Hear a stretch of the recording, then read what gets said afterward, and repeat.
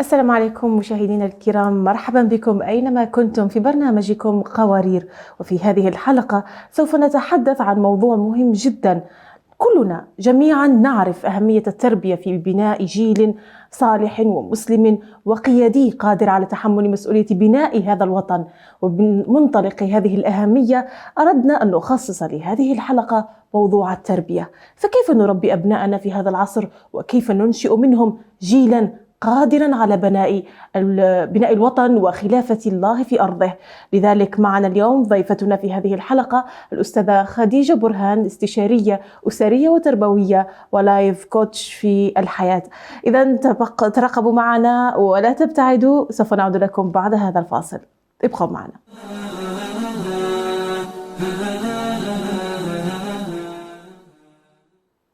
مرحبا بكم مجددا في برنامجكم قوارير. وفي هذه الحلقة سوف نتحدث عن التربية مع الأستاذة خديجة برهان، استشارية أسرية وتربوية وكوتش في لايف ستايل. مرحبا بك أستاذة خديجة معنا، وشكرا لك لتلبية دعوتنا. أهلا وسهلا فيك أستاذة نورة، حياكم الله جميعا. شكرا.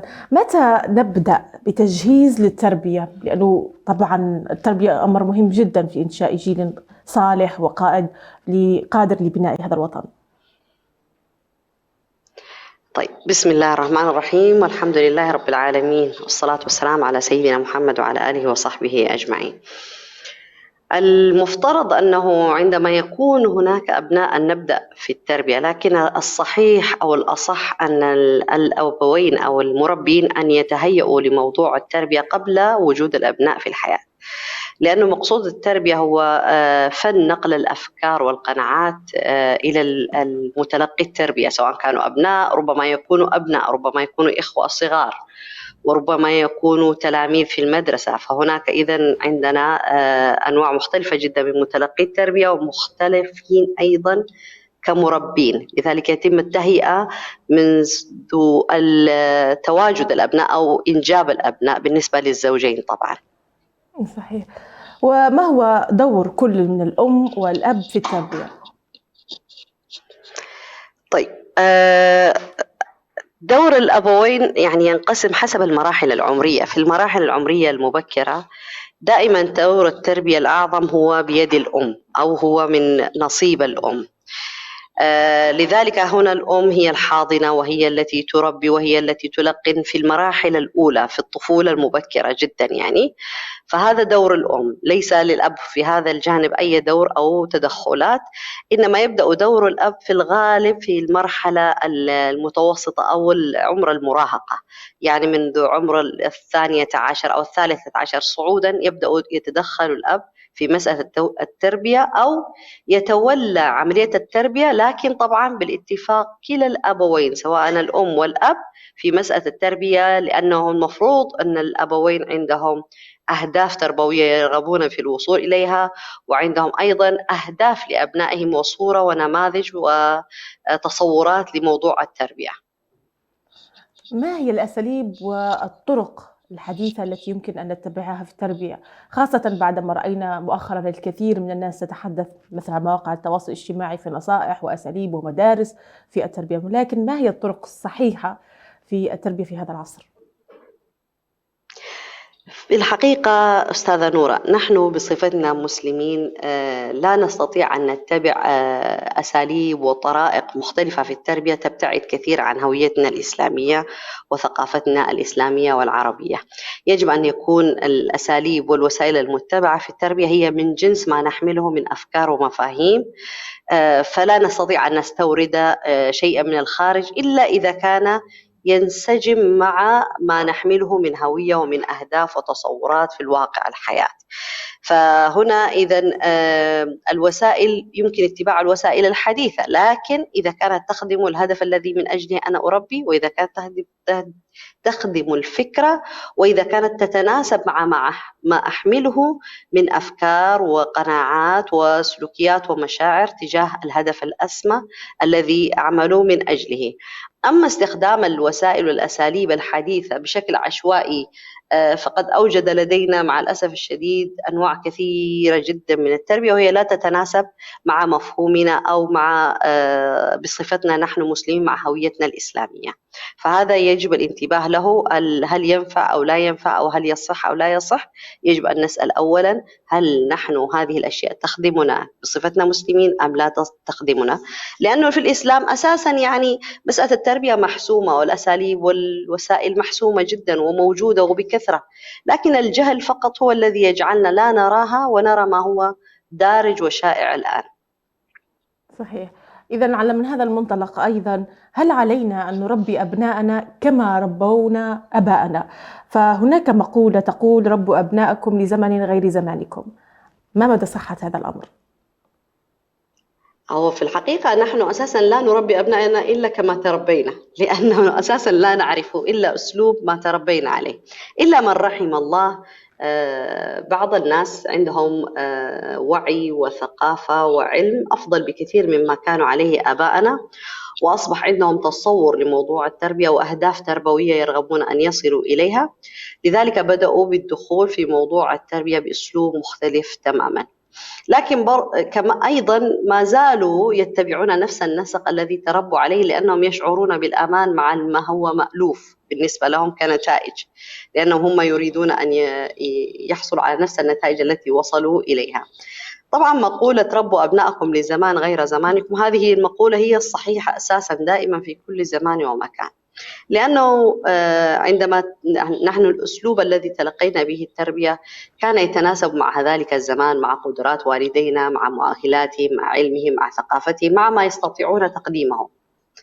أما في الواقع الحالي فنحن نستطيع أن نقدم أكثر مما قدم إلينا، لكن يجب أن يكون عندنا طموح أن نقدم أفضل شيء ولا نعامله ولا نقدمه لأجل هذا الزمان، إنما يجب أن نكون نتوقع زمان أفضل أو زمان غير هذا الزمان سوف ينشأ فيه أبناؤنا. وهكذا هي مسألة التربية الصحيحة، أن نربي لغير زماننا نحن، إنما لزمان مختلف بأساليب مختلفة بطرائق مختلفة. أستاذة خديجة، من خلال عملك استشارية تربوية واختصاصك، ما هي الأخطاء التي ترينها منتشرة وشائعة في التربية؟ أكثر الأخطاء هو التوقعات. يتوقع الوالدان دائما أنهم لأجل أنهم يقدمون نوع مختلف ومميز في التربية فهم يتوقعون نتائج تتناسب مع ما يقدمونه، وهذا أكبر عائق في مسألة التربية. يجب أن نقدم التربية كما نقدم الطعام، يعني لا نتوقع شيء، يجب أن نقدم لأن نحن مسؤولون عن هذا التقديم، لأن نحن مع حديث النبي صلى الله عليه وسلم كلكم راع وكلكم مسؤول عن رعيته. النتائج الله سبحانه وتعالى هو من يحسمها فقط، لأنه هو الأعلم من يصلح لهذا ومن لا يصلح لهذا الشيء. فهذا أكبر خطأ وأكثر خطأ شائع في مسألة التربية، أن نحن نحاسب أو نتوقع من أبنائنا. ثاني شيء من الأخطاء أيضا أننا نسقط على أبنائنا خبرات 20 30 40 50 سنة من مراحل التربية التي نشأنا عليه، فنتوقع منهم أن يكون ولدي اليوم أن يكون مثلي أو ابنتي تكون مثلي، وإذا كانوا مختلفين فأنا أتصادم معهم ويعني وأحول الأمر إلى عقوق، وهذا خاطئ جدا. يعني لذلك يجب أن نعطي أبنائنا مساحة من الحرية لتجربة الحياة، لخلق مساحة خاصة بهم من الخبرات، يجربوا الحياة لكن ضمن خطوط نحن نضعها ونراقبها فقط ولا نتدخل في خياراتهم. فهذول الأمرين هم أبرز الأشياء التي نعاني منها، التوقعات وأنني أقارن أبنائي بي أو بما أصبحت عليه. فهذا طبعا خطأ، وهذه مشكلة تربوية هي التي تصعب عملية التواصل بين الأجيال. صحيح. هناك أيضا من بين الأخطاء ألا وهي الضرب المبرح، خاصة أن الطفل في سن متقدمة جدا أو في سن صغيرة جدا. ما مدى تأثيره على هذا الطفل يعني في التربية إن كان الأسلوب هو الضرب؟ النبي صلى الله عليه وسلم أخبرنا عن مسألة الضرب فقال ماذا؟ يعني مروا أبنائكم بالصلاة ل7 واضربوهم عليها ل10. يعني الأمر الوحيد الذي ذكر في مسألة ضرب الأبناء هو مسألة الصلاة فقط، وهي في عمر العاشرة، وحتى هذا الضرب له ضوابط شرعية لتحقيق الهدف الذي من أجله يجب أن يقوم، أن لا يكون ضربا مبرحا. أما الأسلوب المتبع في الضرب في هذه الأيام فهو لا يؤدي إلا إلى مزيد من العنف والكراهية والنفور من الوالدين ومن موضوع التربية تمام، فهو أسلوب لا يصلح على الإطلاق. أنا لا أقول لا يضرب الأبناء، إن يضربوا، لكن ضمن شروط وضوابط معينة وضمن أهداف معينة، وليس لتفريغ الغضب. إذا كان أحد الوالدين يشعر بالغضب فلا يفرغ غضبه عن طريق الضرب لأن الابن أساء أو الابنة أساءت، إنما دائما يتبع مبدأ الإنذار المتوالي والتحذير والتنبيه والنصيحة والتوجيه، يعني حتى أن يعني يستوفي كل الطرق.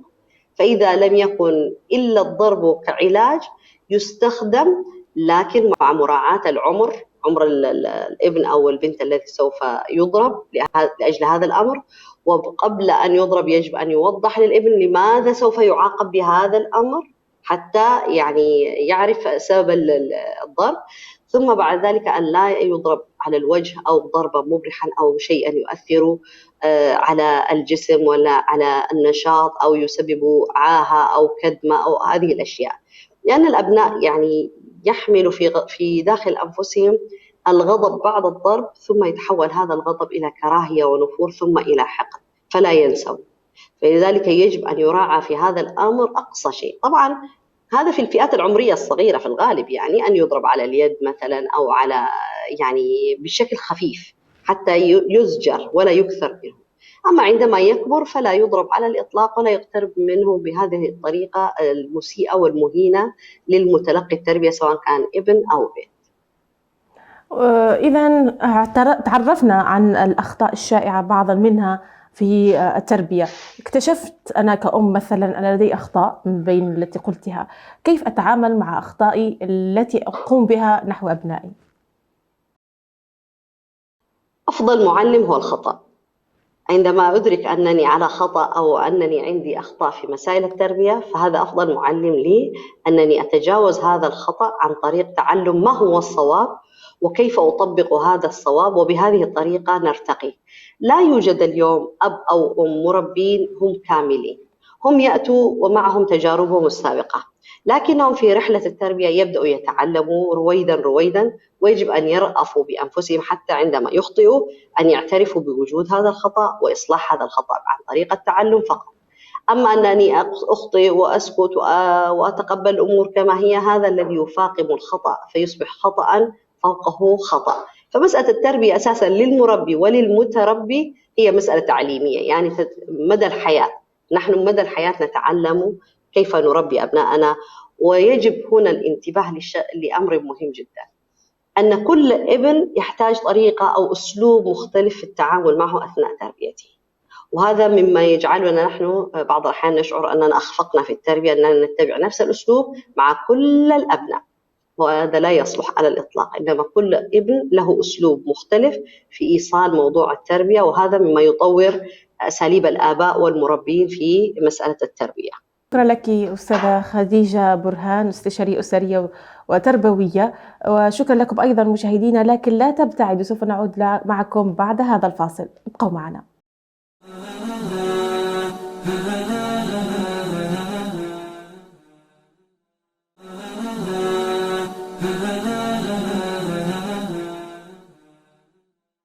مرحبا بكم مجددا مشاهدينا الكرام أينما كنتم. عدنا إليكم بعد الفاصل.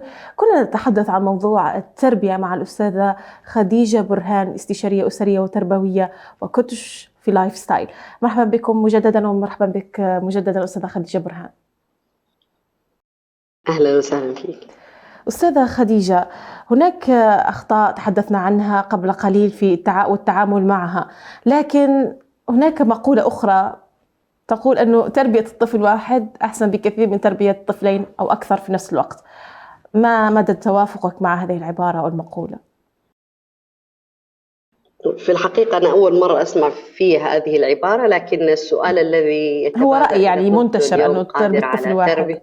أيوة، هو إذا كنت قادرة على تربية طفل واحد معناها أنني قادر على تربية أكثر من طفل. والحقيقة هي مسألة التربية أن التربية أن الإنسان يربي طفل، ثم إذا وجد الثاني والثالث والرابع إلى آخره، فالأول سوف يربي الثاني، ثم الاثنان سوف يربون الثالث، ويكون الوالدين هم مشرفين فقط.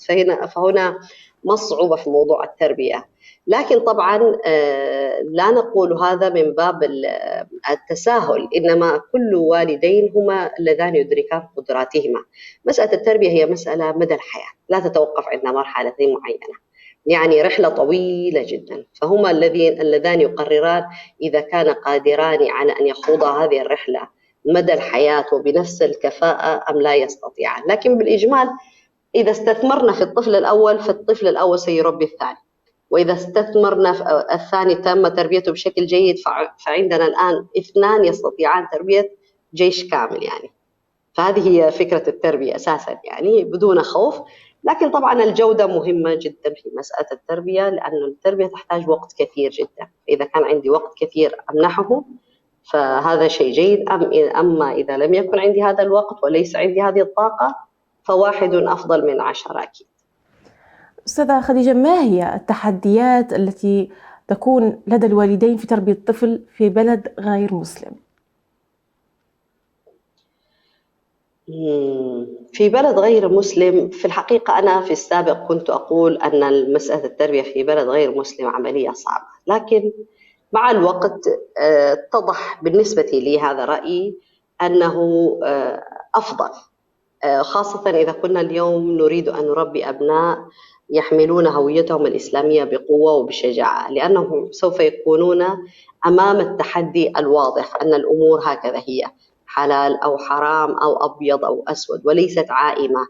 بعض الآباء عندما يكونون يتواجدون في البلاد المسلمة يتساهلون كثيرا في مسألة التربية، فلا يقيمون وزن ولا يبذلون جهدا في التربية، لأنهم يعولون على وجودهم في البلاد الإسلامية أو في المجتمعات الإسلامية، فبالتالي لا يعرفون ما الذي دخل علينا وأصبح دخيلا علينا في طريقة التفكير بالنسبة لأبنائنا، فيتفاجؤون بأبنائهم ينحرفون أو ربما يلحدون أو ربما أخلاقيا يصبحوا يعني عندهم مشاكل أخلاقية ونفسية ويتعجبون من ذلك. لكن ما نلاحظه أن وجود الأبوين في بلاد غير إسلامية أصبح مسألة التربية مسألة أساسية بالنسبة لهم ومسألة مصيرية، فأصبح هناك تركيز من الوالدين على تربية أبنائهم والانتباه لهم والحرص عليهم، لأنهم أمام تحدي حقيقي ومواجهة واضحة وصريحة. فهذه من أبرز التحديات التي يواجهونها، لذلك يجب أن يتسلحوا بكثير من العلم والفهم حتى لا يذوبوا في مثل هذه المجتمعات لمجرد تواجدهم فيها وألفتهم رؤية كل شيء مخالف لما يحملونه من هوية إسلامية. فهذا من أبرز التحديات في رأيي. وكيف نورث للطفل الهوية الإسلامية والوطنية؟ الهوية الإسلامية لا تورث لمجرد الولادة، إنما من خلال ما يعتنقه الوالدان من أفكار إسلامية وطرق تعامل إسلامية ويعيشان به كمبدأ، يعني يتعاملون به داخل البيت ثم يتعاملون به خارج البيت، هكذا تلقائيا. الأبناء لا يحتاجوا الكلام الكثير في التربية، يحتاجوا أن يروا قدوة فقط، يحتاجوا أن يروا والدين يطبقان ما يقولانه وليس يقولان فقط يتحدثان بما يريدان فقط، إنما يطبقون. فإذا رأوا ذلك فهم تلقائيا سوف يتشربوا هذه الهوية وينتموا إليها ويفخروا بها، ودائما هم يتحدثون بفخر واعتزاز بما يحملونه من أفكار ومفاهيم عن هذه الهوية. فهذا يورث من خلال عمليا، يعني من خلال ما يتكلم به الوالدان. دائما نحن نقول إذا أحب الإنسان شيئا أكثر من ذكره، فإذا الإنسان يحب هويته ويعتز بها دائما سوف يتحدث بها ويعمل بها ويحاول إظهارها وإبرازها مع كل مناسبة ومع كل حدث، وهذا مما يشجع الأبناء على الانتماء والاعتزاز بهذه الهوية. هل يمكن للأم والأب منفصلين تماما أن يربوا أبنائهما وحدهما؟ بالطبع يستطيعون، يعني لا يمنعوا انفصال الوالدين عن تربية أبنائهم، لأنه إذا كان في التربية أساسا هناك هدف في وجود الأبوين مع بعضهما تحت سقف واحد أو انفصالهما يبقى الهدف قائما كما هو. ما الذي يزعزع مسألة التربية؟ اختلاف الوالدين. ربما يكون الزوجان يعيشان تحت سقف واحد لكنهم مختلفان الآراء والمشارب، أو أنهما دائما في خلافات ومشاكل لا يهدأ هذا البيت أبدا، فكيف سوف يستطيعان تربية هؤلاء الأبناء؟ ربما الخير في هذه النوعية من الآباء أن ينفصلوا ثم يتم تربية الأبناء تربية هادئة مسالمة، تربية قائمة على الراحة النفسية وليس الاستفزاز النفسي. طبعا هذا إذا كان الوالدان بهذا الانفصال ينفصلان هما فقط ولا ينفصل الابن عنهما. هنا لازم يجب أن ندرك أن مسألة الانفصال هي انفصال الرجل عن المرأة وليس انفصال الأب عن أبنائه ولا الأم عن أبنائها، لأنه هذه أرضية مشتركة يجب أن يعملوا عليها وأن يتجنبوا أن يكون فيها أي صراع. فيمكن هذا الشيء، لكن طبعا لأنه تصور الناس أنه بالطلاق لا يمكن فهو لا يمكن، لكن في واقع الحال هو يمكن، وربما يكون هذا أفضل شيء للأبناء من العيش في بيت كله مشاكل ومشاحنات وليس هناك خطة أو هدف في مسألة التربية. هل هناك أم مثالية يمكن أن تربي أبنائها بدون أي أخطاء على مدار سنوات؟ أم مثالية؟ لا يمكن، لا يمكن أن تكون هناك أم مثالية. كل الأمهات دائما في آخر اليوم يشعرون أنهن أمهات سيئات بالرغم مما تقدمه، لأنها دائما تريد أن تقدم الأفضل والأكمل. لذلك ليس هناك هذا الشعور لا تصل له مع الأسف الشديد، والحمد لله أنها لا تصل له، لأنه متى تصل له؟ عندما يكبر الأبناء ثم ترى ثمار هذه التربية تشعر أنها قد أدت رسالتها. لكن ليس هناك أم خالية من الأخطاء، بالعكس الأم التي ترتكب الكثير من الأخطاء ثم تعدل هذه الأخطاء هي هذه الأم المثالية. ممكن أن هناك أم أو أمهات تشاهدنا الآن لا تريد أن تبدأ في هذا الطريق في التعلم أكثر عن تربية أبنائها، تريد أن تتدارك أخطائها وممكن جهلها في عدم فهم كيفية الطرق والأساليب الصحيحة. بما هي الطرق التي تنصحينها بالبدء في الخطوات في هذا الأمر؟ أول نصيحة أوجهها وأقول استمتعي بمسألة التربية وبمرحلة التربية، استمتعي بالرحلة حتى لو كانت شاقة، لأن الأبناء يكبرون بسرعة، وعندما يكبرون نتفاجأ كيف مرت هذه السنوات بهذا الشكل. ثاني نصيحة استفيدي من الثقافة الموجودة أو كتب التربية الموجودة وثقافة الناس الذين من حولك القريبين من بيئتك، من مفهومك، من نموذجك، أو اختاري النموذج الذي تريدين أن تصل إليه في مسألة تربية الأبناء، ثم استعيني بأهل الخبرة ومن الأمهات والخالات والجدات والصديقات في مسألة التربية. لكن ليس بالضرورة عندما أستعين بهم أن آخذ كل أفكارهم وأقولبها في حياتي، إنما آخذ ما يناسبني وأترك ما لا يناسبني. ثم تحلي بكثير من الصبر وسعة الصبر، لأن التربية ليست عملية سهلة وليست رحلة تنتهي عند مرحلة عمرية معينة، إنما هي امتداد طويل جدا. لذلك يجب أن يكون عند الأم دائما زاد عظيم جدا من الصبر والتفهم. آخر شيء ضعي نفسك مكان أبنائك. ما الذي تريدين وترغبين أن تحصلي عليه؟ قدميه بناء على جوابك على هذا السؤال، ما الذي تريدينه في هذه اللحظة؟ إذا كنت تشعري أنك ترغبين بالحصول على الاهتمام، قدمي هذا الاهتمام لأبنائك. اللحظة التالية إذا كنت ترغبين بالحصول على الحب، قدمي هذا الحب لأبنائك. ثم آخر شيء ربيهم بكثير من المحبة، أظهري دائما عاطفتك ولا تخجلي ولا تخافي من إظهار هذه العاطفة، لأنه بهذه العاطفة تستلين القلوب ويستمع الأبناء لهذه الأم، وهي أيضا سوف تفرغ الكثير من هذه العاطفة معهم، ثم تبدأ تتعلم كيفية إظهار مشاعرها. هذه الأشياء مهمة جدا في مسألة التربية. وأيضا يمكن أن تشاهدنا الآن الأم العاملة التي تريد أن تربي أبنائها ولكنها تلجأ إلى العمل للضرورة مثلا، فكيف سوف توازن ما بين عملها وتربية أبنائها في نفس الوقت؟